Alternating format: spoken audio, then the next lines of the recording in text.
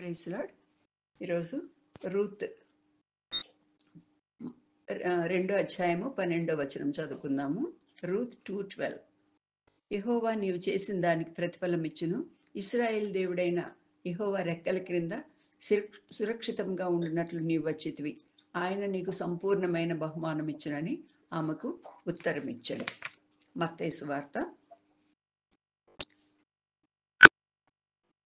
1వ అధ్యాయము 5వ వచనం కూడా చదువుకుందాం. Matthew gospel according to Matthew 1st chapter 5th verse. నయసోను సల్మానును కనెను, సల్మాను రాహాబునందు బోయజును కనెను, బోయజు రూతునందు ఓబెదును కనెను, ఓబెదు యెషయిని కనెను, యెషయి రాజైన దావీదును కనెను. క్రిస్మస్ సీజన్లో ఉన్నాము కాబట్టి మనము యేసుక్రీస్తు జనన విధానము అది 1వ అధ్యాయంలో మత్తయి సువార్తలో రాయబడింది.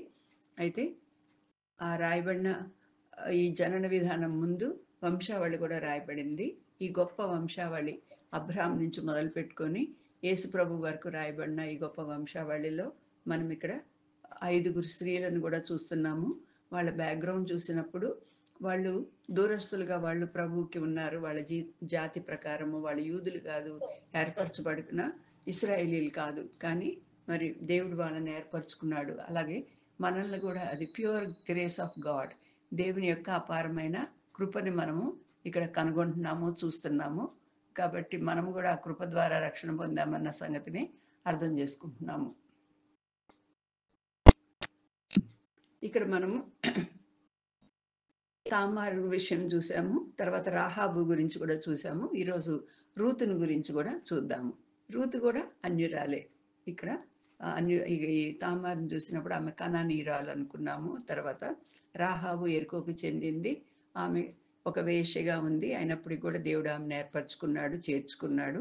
అలాగే రూతు కూడా మోయాబీరాలు. మోయాబీల వాళ్ళలో 10వ తరం కూడా ఇశ్రాయేల్లో చేరకూడదని వాళ్ళ మీద కఠినమైన దేవుడు ఒక ఆజ్ఞను కూడా పెట్టాడు. ఒక నిషేధము, నో ఎంట్రీ అని పెడతారు కదా, ఇటువైపు రాకూడదు ఎవరిని పెడతా ఉంటారు. అలాగే నో ఎంట్రీ లాగా దేవుడు ఒక అడ్డు పెట్టేశాడు. అయినప్పటికీ కూడా ఆ కంచె దాటుకొని ఆమె వచ్చింది. దేశానికి మధ్యలో ముళ్ళ కంచెలు, ఎలక్ట్రిక్ కంచెలు ఉంటాయి. ఎవరు కూడా దాని దగ్గరికి రాకూడదు, ఒక్క అడుగు కూడా లోపలికి వేయకూడదు, శిక్షార్హులు. అయినప్పటికీ కూడా ఆ కంచె దాటి ఆమె లోపలికి వచ్చినట్లు మనం ఇక్కడ చూస్తున్నాము. రూతు గ్రంథంలో 4 అధ్యాయాలు ఉన్నాయి. Every line will give us a message. ఒక ప్రతి లైన్లో కూడా ఒక మాట, ఒక మంచి మాట, ఒక వర్తమానము మనకి ఉంటుంది. కాబట్టి ఈ మనము కొంచెం సేపట్లో జిస్ట్ అంటే దీని సారాంశం ఏంటో మనం క్లుప్తంగా చూద్దాము.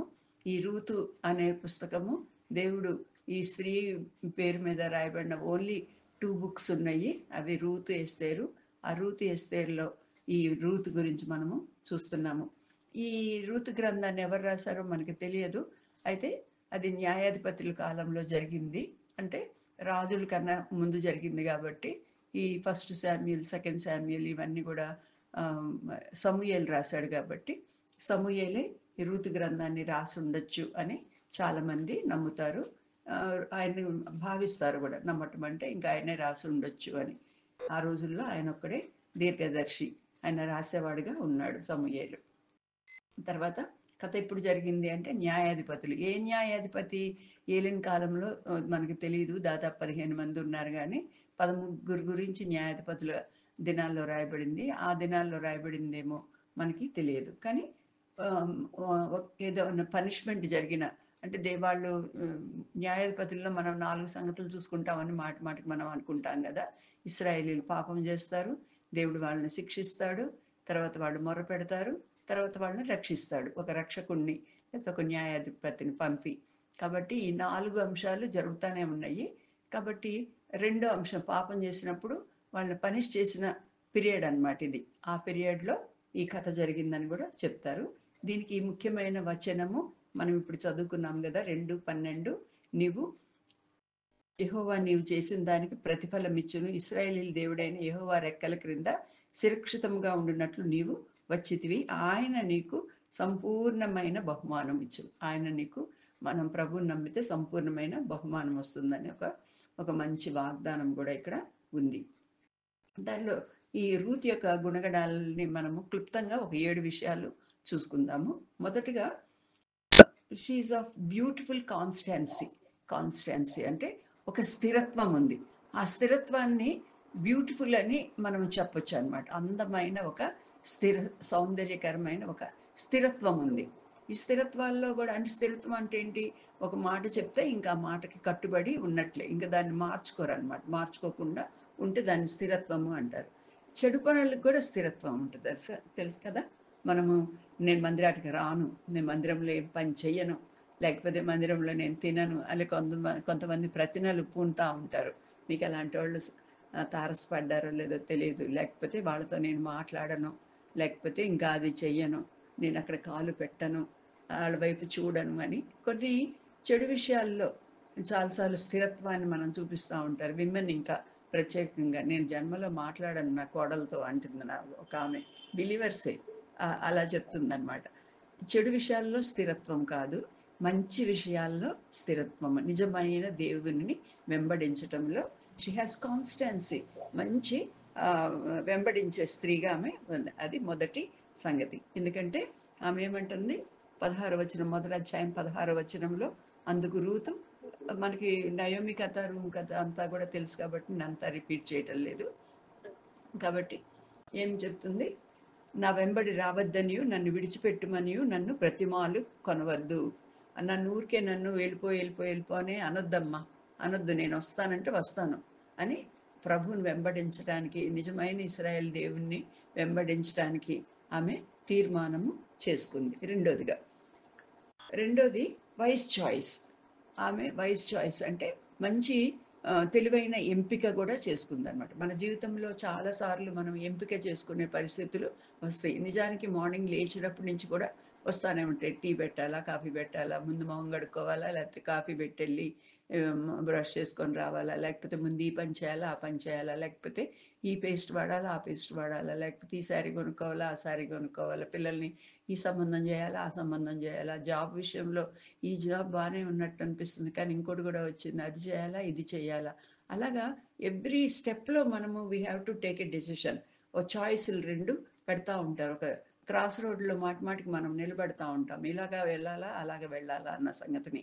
కానీ ఇక్కడ మనం ఆమె ఏం చేసిందంటే ఒక తెలివైన ఎంపిక చేసుకుంది. అమ్మ నువ్వు వెళ్ళిపో, నువ్వు తర్వాత నీకు మామూలు మా ఆచారం ప్రకారము ఒక పెద్ద కుమారుడు చనిపోతే తర్వాత కుమారుడు పెళ్లి చేసుకోవాలి, అలా జరుగుతూ ఉంటుంది.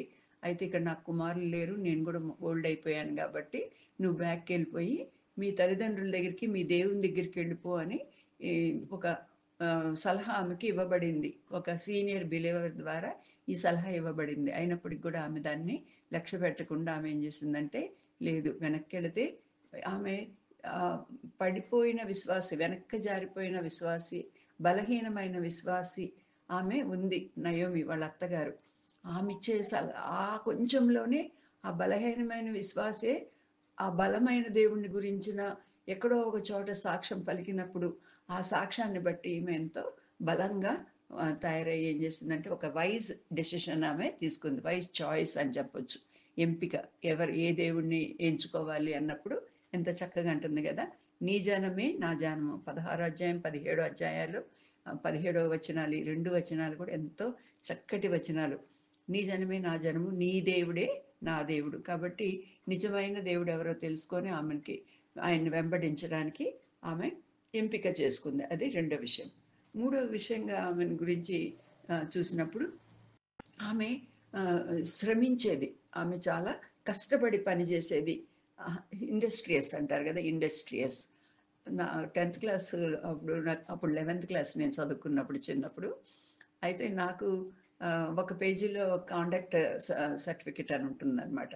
ఒక బుక్ లాగా ఉండేది ఆ రోజుల్లో. అయితే ఎస్ఎల్సి చదివిన వాళ్ళకి తెలుస్తుంది. ఒక బుక్ లాగా ఉండేది. మనకి 9th క్లాస్ నుంచి మా హైట్ ఏంటి, వెయిట్ ఏంటి, మా బిహేవియర్ ఏంటి అన్నీ రికార్డ్ చేసుకుంటూ వస్తారనమాట. 9th 10th 11th క్లాస్కి వచ్చినప్పుడు ఫైనల్ రిపోర్ట్ ఇస్తారు, పరీక్ష మార్కులు అన్నీ ఇస్తారు. తర్వాత హెచ్ఎం గ్రీన్ పెన్తో ఆమె మా గురించి కొన్ని కామెంట్స్ రాస్తుంది. భారతి ఈజ్ ఇండస్ట్రియస్ అని రాసింది. నాకు కూడా ఈరోజు వరకు దానికి అర్థం తెలియలే, ఆమె నా గురించి ఏమి తెలుసుకుందో. కాబట్టి అప్పుడు ఫస్ట్ ఆ వర్డ్ విన్నాను నేను. ఇండస్ట్రియస్ అంటే బాగా కష్టపడి పని చేసేది అన్న విషయాన్ని ఇక్కడ మనము గమనిస్తూ ఉన్నాము. ఎందుకంటే మనము ఈ రెండో అధ్యాయంలో వచ్చేసారు కదా! అందరూ కూడా వెల్కమ్ చేశారు. వచ్చిన తర్వాత ఇప్పుడొక ఏదన్నా పాత గుడిసె మిగిలిందో అక్కడ ఏమన్నా పాక మిగిలిందో తెలీదు. దానిలోకొచ్చారు. కట్టుబట్టలతో వాళ్ళు వచ్చారు. వచ్చిన తర్వాత ఇప్పుడు ఫుడ్ గావాలి. ఫుడ్ గావాలంటే కొత్త ప్లేసు ఏం జేయాలి అనుకోలేదు గానీ, ఆమె ఏం జేసిందంటే, ఆ ఫుడ్ సంపాదించడానికి వెళ్ళి మార్నింగ్ నుంచి ఈవినింగ్ వరకు పరిగా ఏరుకుంటుంది. చుట్టూ ఉన్న పని వాళ్ళే సాక్ష్యం ఇస్తున్నారు గదా! ఈమెవరు అని జెప్తే, ఆమె ఆహ్, పనికత్తెలు ఏరుకుంటా ఉంది. ఆమె మార్నింగ్ నుంచి ఈవినింగ్ వరకు ఏరుతానే ఉంది. ఏమి రెస్ట్ గూడా తీసుకోలేదు. కష్టపడి పని జేస్తుంది అని వీళ్ళు చెప్పినట్లు ఈ రెండో అధ్యాయంలో మనము చూస్తున్నాము. తర్వాత నాలుగవదిగా ఈ ఈమెకి బోయేజ్ పరిచయం అవుతాడు. తర్వాత కొంచెం ఆమెకి ఎక్కువ ఆహారం గూడా ఇస్తాడు. ఇంటికెళ్ళిన తర్వాత, "అమ్మ ఇంత ఆహారం తెచ్చామ్మా, ఎక్కడి నుంచి తెచ్చావంటే" బోయేజ్ అని ఒకాయన పెద్దాయనున్నాడు. ఆయన నా మీద దయ చూపించి నాకింత ఆహారం ఇచ్చాడు అని చెప్తుంది. చెప్పినప్పుడు ఆమంటుంది, "ఇంకెక్కడికి పోకుండా అక్కడికే ఉండు" అని సలహా ఇస్తుంది. అంతేగాకుండా ఇంకా కోతల కాలం అవుతా ఉంది. ఇంకా కాబట్టి ఈరోజు రాత్రి నువ్వు బోయేజ్ దగ్గరికెళ్ళి యు ఆహ్, అంటే ఒక ప్రపోజల్ లాగా ఆయన కాళ్ళ దగ్గర నువ్వు తగ్గించుకొని ఉండు అన్న సలహాని ఇస్తుంది. వాళ్ళ ఆచారాలు, వీళ్ళ ఆచారాలు వేరుగా ఉన్నాయి. అయినప్పటికి కూడా ఆ ఎల్డర్లీ అడ్వైజ్‌ని ఆమె తీసుకుంది. విధేయత చూపిచ్చింది. వాళ్ళ అత్తకి అన్నీ తెలుసు. ఆమె ఆమె కొంచెం మార్పులోకి గూడా వస్తుంది. ఆమె బిట్టర్‌నెస్ నుంచి బెటర్‌నెస్‌కొస్తుంది గాబట్టి, ఆమె ఇచ్చిన సలహాని ఆమె విధేయతతో అంగీకరించింది. కాబట్టి accept the council from the elderly friend. ఇప్పుడు నయోమి ఒక్కతే ఆమెకి తన జీవితంలో ఉన్న స్నేహితురాలు. ఆమె చెప్పిన సలహాని అంగీకరించింది. తర్వాత ఐదవదిగా ఆమె గురించి చూసినప్పుడు ఆమె యోగ్యురాలు. ఆమెని గురించి ఈ ఈ మూడో అధ్యాయము 11వ వచనంలో సాక్షాత్తు బోయజే అంటాడనమాట. బోయజే ఆమెను గురించి ఒక మాట అంటాడు. 10వ వచనము. 3:10లో నా కుమారి యెహోవా చేత నీవు దీవెన నొందిన దానవు కొద్దివారినే గాని గొప్పవారినే గాని యవ్వనస్తులను నీ వెంబడింపక ఉండుట వలన నీ మునుపటి సత్ప్రవర్తన కంటే వెనుకటి సత్ప్రవర్తన మరి ఎక్కువైనది కాబట్టి నా కుమారి భయపడకుము నేను నీకు చెప్పిందంతయు నీకు చేసేదను నీవు యోగ్యురాలవని నా జనులందరూ ఎరుగు సర్టిఫికెట్ ఇచ్చేస్తున్నాడు ఆమెకి వర్ది లేకపోతే నువ్వు యోగ్యురాలవి యు డిజర్వ్ దిస్ నువ్వు మంచిదానివి అని చెప్పేసి ఒక చక్కటి సర్టిఫికేట్ ఆమెకి ఇస్తున్నాడు. దైవ పూరితమైన లేకపోతే పరిశుద్ధాత్మ వశుడైన బోయేజు. మంచి కుటుంబము, మంచి విశ్వాసి అయిన వాడు. ఈమెమో యవ్వనస్తురాలు. యంగ్ విడో ఈమె. బోయేజ్ మాత్రము ఎల్డర్లీ పర్సన్ అని చరిత్రకారులు చెప్తాడు. ఆయన అప్పటి వరకు ఎందుకు పెళ్లి చేసుకోకుండా ఉన్నాడో మనకి తెలియదు. దేవుడు ఏం చేశాడంటే ఈ రూత్ కోసమే అన్నట్లు ఆయన అప్పటి వరకు మ్యారేజ్ అవ్వకుండా ఉంది. తర్వాత ఆమె యోగ్యురాలు అన్న సంగతి చెప్తున్నాడు. నువ్వు యవ్వనస్తురాలు అయ్యావు. తర్వాత ఇక్కడికి వచ్చావు. కొత్త ప్లేస్‌లో నీకు ఇష్టమైన వాళ్ళతో ఫ్రెండ్‌షిప్ చేయొచ్చు. ఏమన్నా చేయొచ్చు. లేకపోతే ఎవ్వరితో ఒక నోరు విప్పి మాట్లాడటం గానీ, సరసాలు గానీ ఏమీ లేకుండా నువ్వు ఎలాగ మంచిగా అత్తగారితో విధేయురాలుగా అయి ఉన్నావు. నీ పనేదో నువ్వు చేసుకుంటున్నావు కాబట్టి, నువ్వు ఎవ్వరిని వెంబడించకుండా అలా ఉన్నావు కాబట్టి, నువ్వు యోగ్యురాలు అని ఐదో విషయంగా చెప్తున్నాడు. తర్వాత ఆమె జీవితంలో మనం ఇంకో ఆరో విషయం చూసేదేంటంటే, she was guided by God. ఆమె వచ్చింది ఏ పొలం ఎవరిదో తెలీదు. నయోమి చాలా దుఃఖంలో ఉంది. ఆమె ఎమోషనల్‌గా గూడా ఉంది. 10 సంవత్సరాలయిన తర్వాత నేను ఖాళీ చేతులతో నేను మళ్ళీ వెనక్కి వచ్చాను గదా! ఆహారం కోసం పోయి నా భర్తను పోగొట్టుకున్నాను. పెద్దవాడిని పోగొట్టుకున్నాను. చిన్నవాడిని పోగొట్టుకున్నాను. ఒక కోడలమ్మ రాననింది. మళ్ళీ ఈ పిల్లని నేను తీసుకొనొచ్చాను. చూసినోళ్ళందరూ గూడా ఏంటి మోయాబీరాలను పెళ్లి చేశావా అని అంటారు. ఏం చేయాలి? ఎంత బాధతో ఆమె ఉంది. పాత జ్ఞాపకాలు అవన్నీ వచ్చి ఆమె చాలా ఎమోషనల్‌గా ఉంది. అలాంటప్పుడు ఆమె ఎక్కడికి రాలేని పరిస్థితిలో ఉంటే ఈ అమ్మాయి టేకప్ చేసి ఇంటి బాధ్యత అంతా వచ్చింది. ఏ పొలంలోకెళ్ళాలో తెలియదు. కానీ ఆమె తీసుకున్న మంచి తీర్మానం మూలంగా దేవుడేం చేశాడంటే ఆమె పాదాలని స్ట్రెయిట్‌గా బోయేజు పొలంలోకి తీసుకెళ్ళాడు. అందరి పొలాలు పక్కనే ఉంటున్నయి. ఈమెకు తెలియకుండానే బోయేజు యొక్క పొలంలోకొచ్చి అక్కడ ఆమె పరిగెని ఏరుకుంటా ఉంది. కాబట్టి గాడ్స్ గైడెన్స్ ఉంటది. నేను చిన్న పిల్లలకు కూడా రక్షణ గురించి నేను చెప్పినప్పుడు యవ్వనస్తులు వీళ్ళందరూ చాలా భయపడతా ఉంటారు. నేనెప్పుడు అదొక అష్యూరెన్స్ ఇస్తాను. మీరు రక్షణ పొందిన తర్వాత ఎట్లా ఉంటుందో, మళ్ళీ తప్పు చేస్తానేమో, మళ్ళీ ఇంకేమన్నా అవుతుందేమో, నాకేమన్నా సంతోషం ఉంటుందో లేదో తర్వాత అలా అసలు భయపడొద్దు. ఎందుకంటే don't depend on yourself. నువ్వు ఒక్కసారి రక్షణ పొందిన తర్వాత you are in the hands of God. దేవుని చేతిలో మనము ఉంటాం కాబట్టి దేవుడే నడిపిస్తాడు. నేను కూడా చాలా చిన్న వయసులో నేను దేవుడిని అంగీకరించాను. నేను మా పిల్లలకు కూడా చెప్తా ఉంటాను. 17లో రక్షణ పొందాను. ఇప్పుడు 71. అయినప్పటికి కూడా దేవుడు ఏం చేశాడంటే ఎన్నోసార్లు పడ్డాను, లేచాను, ఎన్నో కష్టాలు కలిగినాయి, ఎన్నో చాలా మంచి సంగతులు కూడా నా జీవితంలో జరిగినాయి. వద్దనుకున్న సంగతులు కూడా జరిగినాయి. అయినప్పటికి కూడా God is with me. God is with me. అట్లాగే మీకు కూడా దేవుడు ఉంటాడు.